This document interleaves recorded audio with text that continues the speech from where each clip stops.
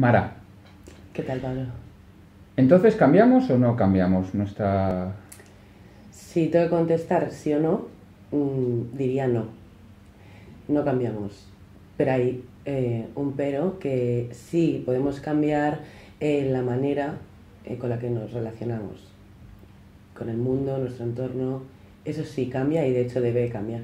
De nuestra personalidad, al final tenemos un cuerpo, digamos, una personalidad que a lo largo de nuestra vida es difícil que generemos otra. Es decir, somos como somos desde que nacemos.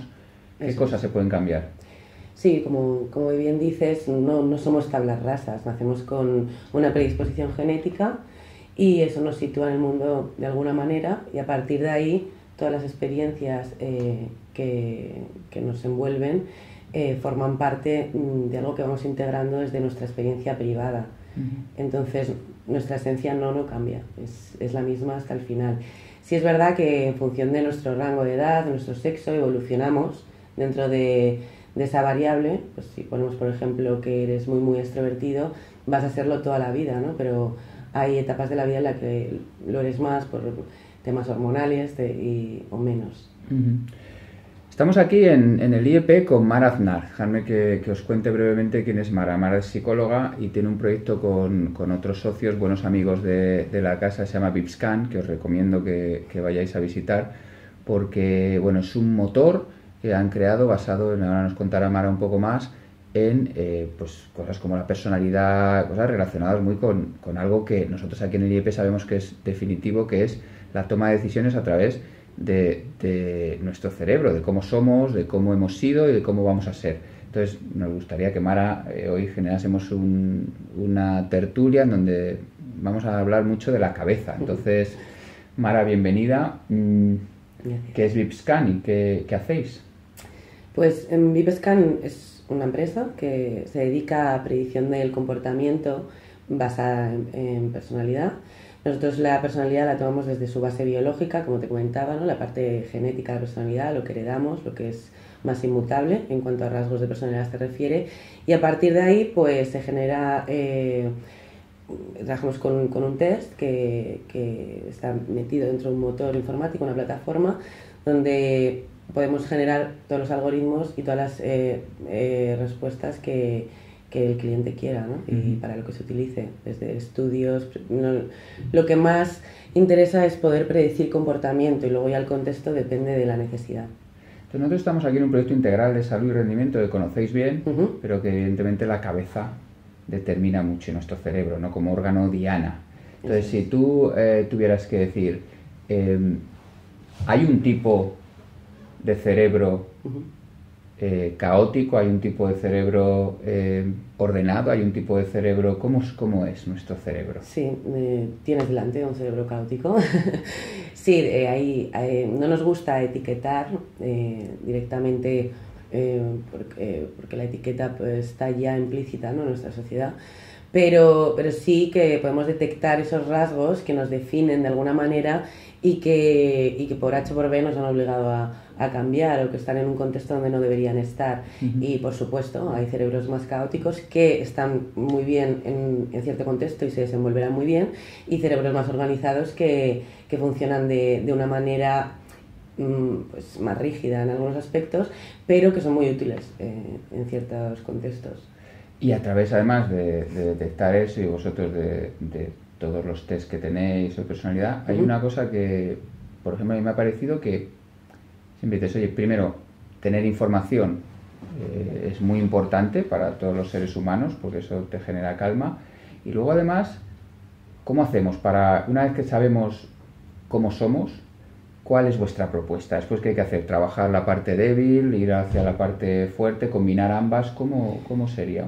Claro, la definición siempre del autoconocimiento, ¿no? Y de lo que se presta tanto en empresas o a nivel usuario es, bueno, me quiero conocer para ver qué tengo que cambiar y qué está mal, ¿no? Porque es lo que en nuestro cerebro resuena. Es como, pues si soy muy desordenado, lo voy a identificar y entonces lo cambio. O cuál es mi punto fuerte y cuál es mi punto débil. Nosotros damos un giro a todo eso. Es, conócete, identifícalo y entonces ya puedes aprender a gestionarlo, pero en ningún caso luchar contra ello. Ujú. Si pongamos como ejemplo que eres una persona muy irritable, nosotros te decimos, conócete, acepta que eres irritable, que la emoción va a surgir en ti, no es algo que puedas frenar. Pero sí puedes aprender a cómo gestionas ese enfado, pero no puedes evitar enfadarte. Claro. O sea, digamos, una propuesta muy parecida a la nuestra y por eso yo creo que nos estamos ¿Funcionamos bien? entendiendo, somos buenos amigos y colaboradores precisamente por eso. Al final dices, es que no te vas a convertir en una persona que seas capaz de quitarte las emociones si eres una persona que la emoción fluye. Uh-huh. Pero entonces lo que sí funciona es saberlo. Eso sí que a vosotros os determina lo que una persona puede empezar a después a poner en marcha. O sea, lo primero para vosotros es el conocimiento, ¿eso es clave?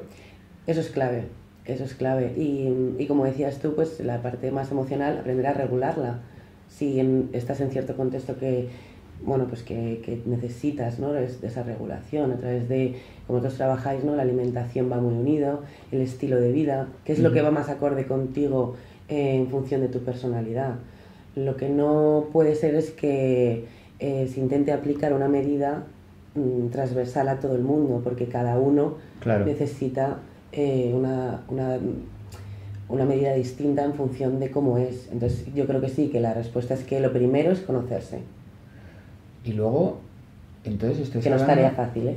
No, eso por supuesto que no, pero estás hablando de una cosa interesantísima, que no es solo conocerse, sino después darle a cada uno un tratamiento muy individual. Es decir, tú crees que al final, oye, pues puede haber un patrón más o menos común, pero que los seres humanos tenemos que ser tratados de forma más individual. Así es como después, o sea, eso es como las conclusiones de vuestro trabajo determinan que... Sí, a nivel global consideramos que sí. Hay cosas que siempre son positivas a nivel genérico, ¿no? Pero a veces no es tanto... Bueno, a todos nos viene bien beber agua. Uh-huh. Pero imagínate que dicen, tienes que beber mucha agua, 2 litros al día, y los tienes que beber entre las 9 y las 3 de la tarde, ¿no?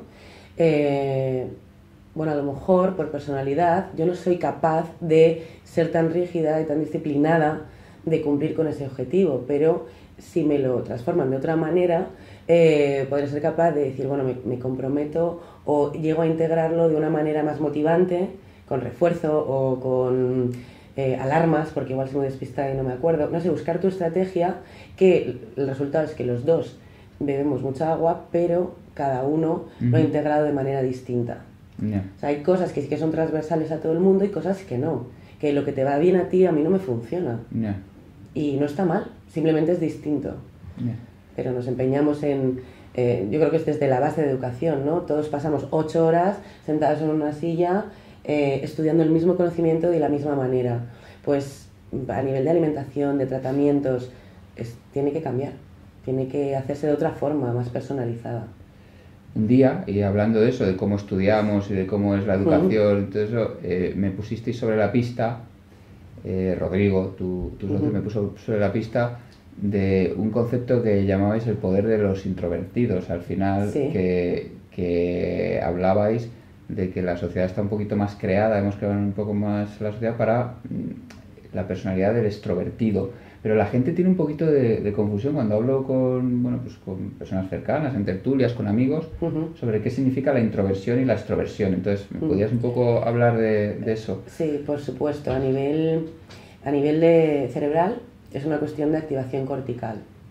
El extrovertido parte de una activación muy baja de serie. Entonces, por eso necesita mucha estimulación externa. Que se traduce en movimiento, gente, follón, estoy hablando de un extrovertido puro, ¿no? Y el introvertido ya parte de una activación cortical muy alta, con lo cual tiende a rechazar la estimulación externa porque ya está suficientemente activado. Yeah. Entonces, a lo mejor con un libro en un sofá es suficiente activación, no necesita más. Y meterle en un bar lleno de gente, pues no le va bien. Esto se traduce también a nivel de aprendizaje, porque no necesita tanto refuerzo. El extrovertido necesita un refuerzo continuo, ¿no? Y que le estimulen, y el introvertido ya está automotivado, no hace falta que se le pongan encima, puede llegar a agobiarse. Entonces hay que tener muy en cuenta esto a la hora de aprender. ¿Qué pasa? Que la sociedad, como me comentabas, está hecha para el extrovertido, porque el extrovertido llega a una entrevista de trabajo y se come el mundo. se desenvuelve bien con las personas, se relaciona de una manera que le es fácil. Y al introvertido toda la vida se le ha dicho, tienes que espabilar, tienes que relacionarte más, aprender habilidades sociales, el liderazgo. Bueno, es que eso no encaja con él. ¿Y qué? ¿Está mal que no funcione de esa manera? Esa es la defensa que nosotros hacemos, ¿no? Entonces siempre recomendamos una charla de TED que se llama The Power of Introverts, que una introvertida explica cómo va a un campamento de verano y cómo fue su experiencia, ¿no? Ella llena de libros y bueno, una experiencia tratada desde el humor, pero que hace reflexionar cómo funciona el mundo, ¿no? Y cómo, a lo mejor, se me viene a la cabeza el ejemplo de un informático que está bien, está a gusto programando y trabajando de manera independiente. No todo el mundo trabaja bien en equipo ni es necesario. Es que hay una cosa importante en eso, dos cosas. Primero, que al final en uno de vuestros test, pues en mi caso, pues personalmente salía más introvertido que extrovertido, inmediatamente eso parece que está relacionado con ser un poco antisocial, que no es el caso en absoluto, simplemente con que te dejen un poco tranquilo en determinados entornos donde a lo mejor no te va tanto la marcha, por decirlo de alguna manera, ¿no? Eso va.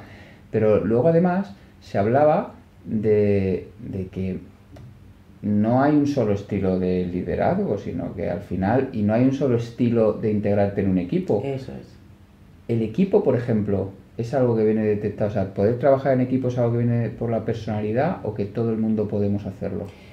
Todos podemos hacerlo, pero claro, no desde el concepto que se tiene de trabajo en equipo, que es donde todos colaboramos a la vez, aportamos diferentes roles, pero de una manera a lo mejor más dependiente, ¿no? De trabajar en equipo día a día constantemente. Pues un introvertido, esa necesidad de contacto diario, igual no la lleva tan bien. Hay una parte en la que aporta al equipo, pero desde una manera independiente. Está aportando al equipo, pero no es una necesidad de estar pegados, ¿no? Y en cambio el extrovertido puro, que con una sociabilidad muy alta, necesita ese contacto. Y si le dejas solo no funciona bien. O sea, todos podemos aportar al equipo, todos podemos aportar al liderazgo, pero claro, pero sí que hay que conocerse, ¿no? Y no castigarse porque necesites tu espacio. Y un introvertido que se conoce bien selecciona cuándo se relaciona y cómo, y lo gestiona de una manera que no se tiene por qué agobiar ni sentirse forzado a veces a planes que no le apetecen o tareas que no tiene que desempeñar.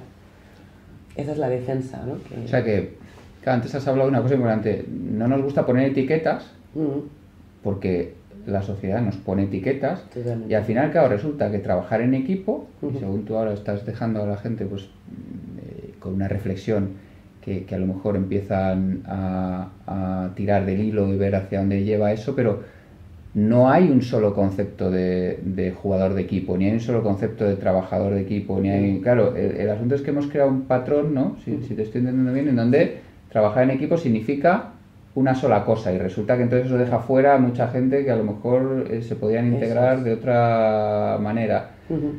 Podemos sacar diferentes escenarios de lo que significa un trabajo en equipo. Sí, desde luego, ahora estamos hablando un poco de conceptos generales como extrovertido, introvertido,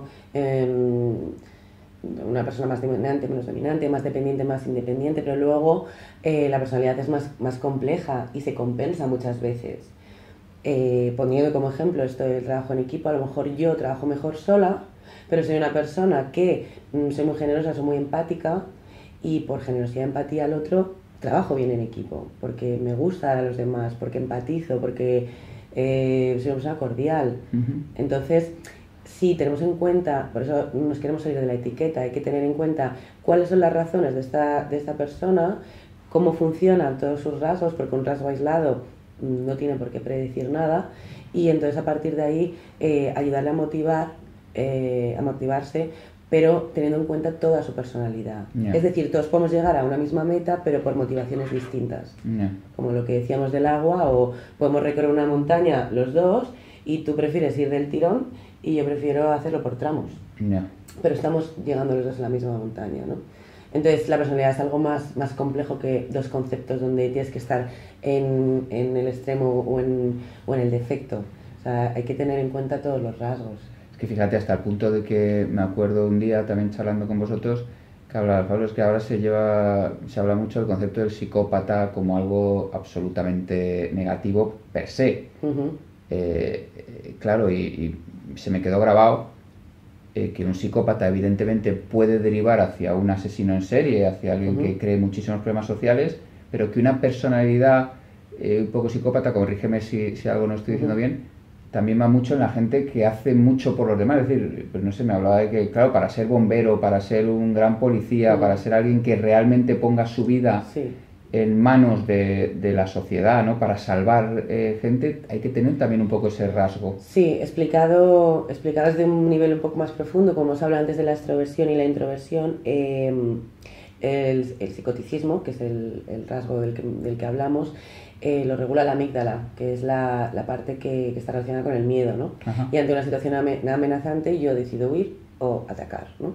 Esa es como la base. Pero traducido a la realidad es que yo pueda enfrentarme a situaciones temerarias donde no me dé miedo enfrentarme, que es lo que hablaríamos del bombero. Llevado al extremo, teniendo mucha independencia emocional, que es como se puede llamar también al psicoticismo, sí puede salir de curva normal, sí que puede ser un psicópata, pero integrado en la sociedad puede ser desde un directivo de una empresa que necesita tener más independencia emocional porque simpatiza con todos sus empleados, no levanta el negocio, tal como está construido el sistema. No quiere decir que no haya directivos que no sean tan independientes emocionales.